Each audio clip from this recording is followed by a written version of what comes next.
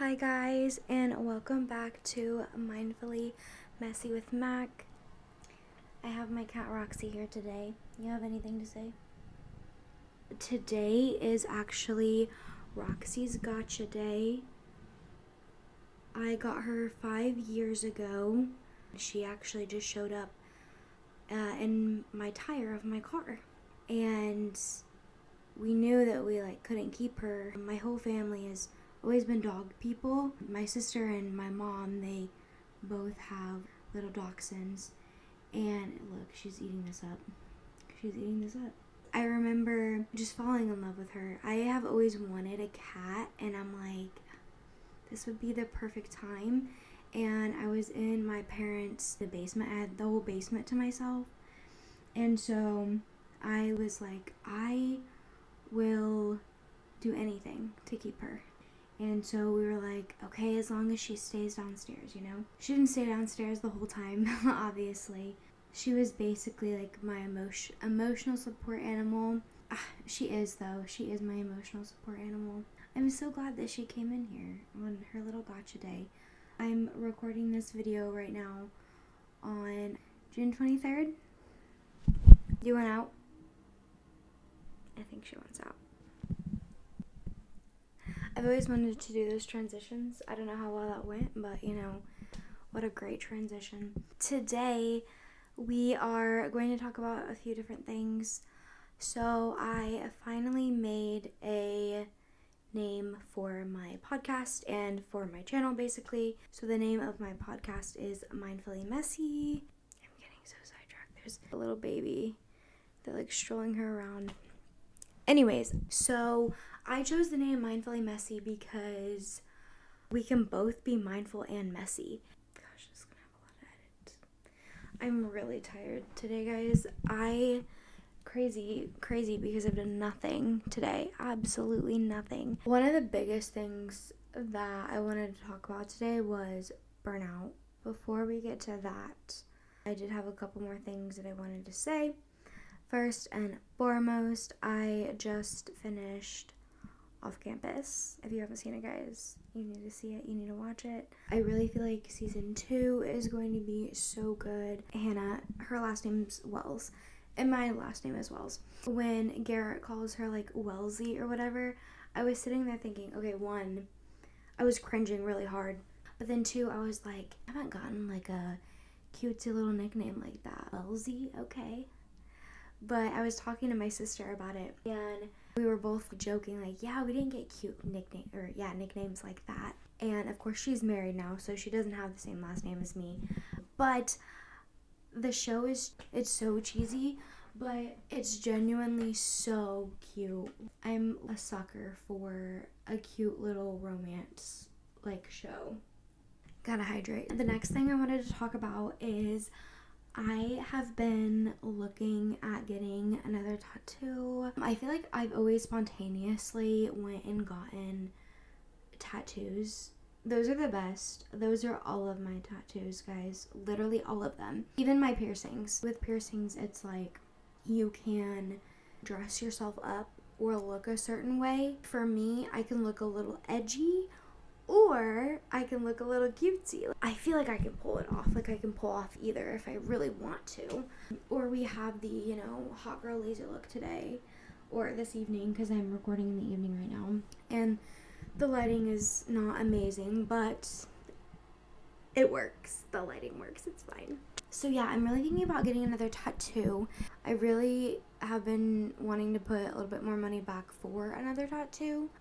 But I got so many tattoos. Seriously, every single tattoo besides one.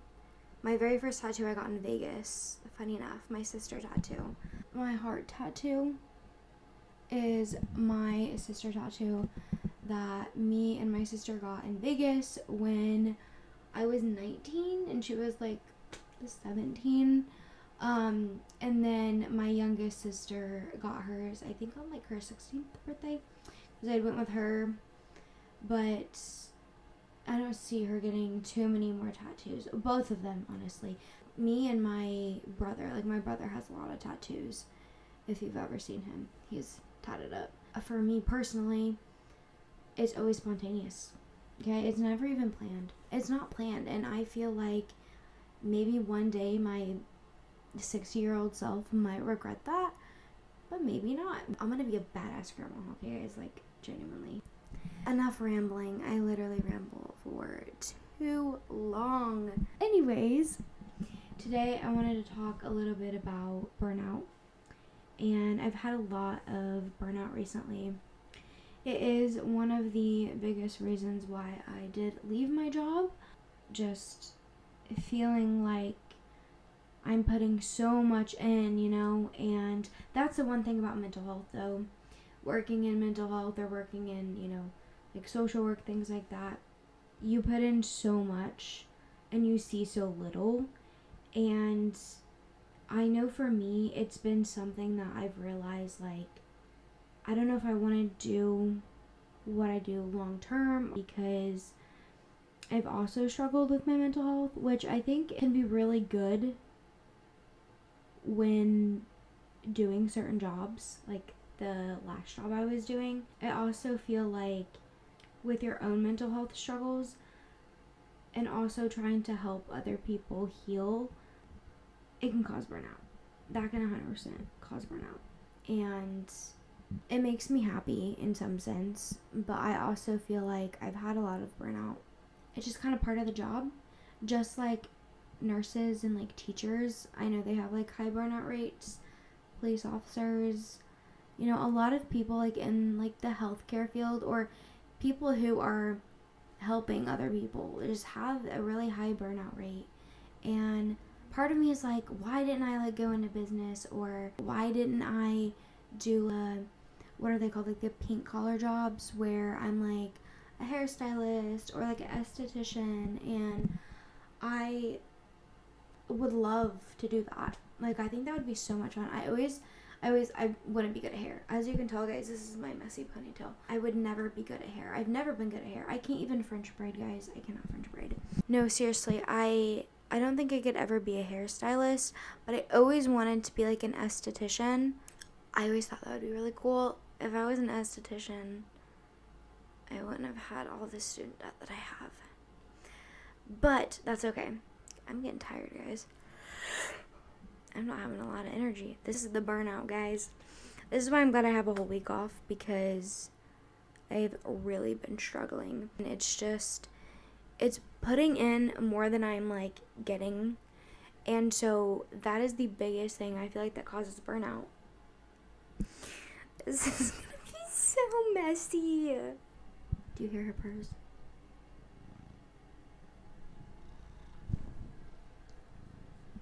But I think with any type of healthcare job, or again, the jobs that you're helping, people, helping students, helping patients, helping clients, you're gonna have a high burnout rate. And if you don't do something about it, it's going to just eat you alive. And that's kind of, I feel like, how it's been before, not even just in my job, but like when I was in college. I feel like I had a lot of burnout, and I had so many things that just like stressed me out. There's the other kitty. You're gonna knock the microphone out of my hand. I keep losing my train of thought, Roxy. I definitely feel like you have to do a lot of self-care, and that's kind of what I've been trying to do. That's why I think starting the podcast as well will be really good, because I think that it gives me like a hobby. I also like writing, like I've said before, and reading and things like that. There's a lot that I feel like you can do to help with burnout. There's a lot of people in their jobs nowadays that always get burnt out, and it's gonna happen. It doesn't just happen in one job, like it'll happen in several different jobs. I know I was just naming like a lot of the big jobs that you hear that you'll get like burnt out in, but you're gonna get burnt out in literally any type of job, and you have to be able to know what you can do for self-care.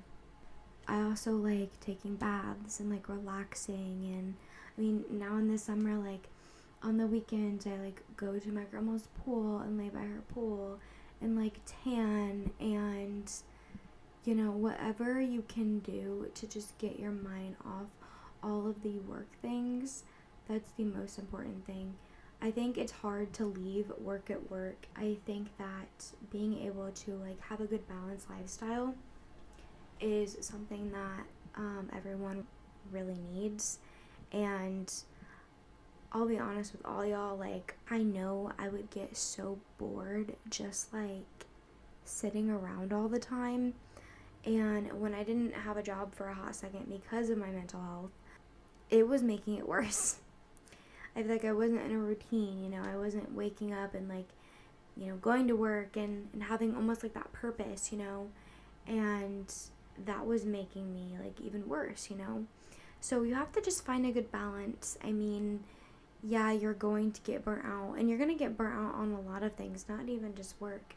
I mean, you hear people getting burnt out on relationships and things like that, and trying to figure out different ways to bring that spark back and things like that. And so burnout is a huge thing, and has always been a big thing for me, because I'm the type of person who will get very overwhelmed easily, or I can bite off more than what I can chew.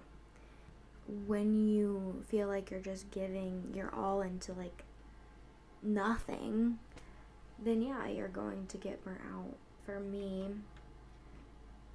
I can tell when my body's getting burnt out, and I can tell when I am on the verge of another mental breakdown or mental break, basically.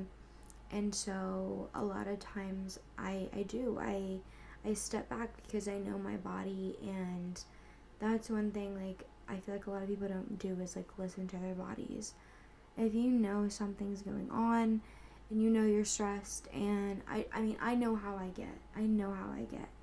So a lot of times I like to just kind of step back and kind of reset, because that really does help. I mean, it doesn't always fix everything, but it does help. I've been off medication for a hot second now, and I'm really proud of myself. I think it's okay to take medicine,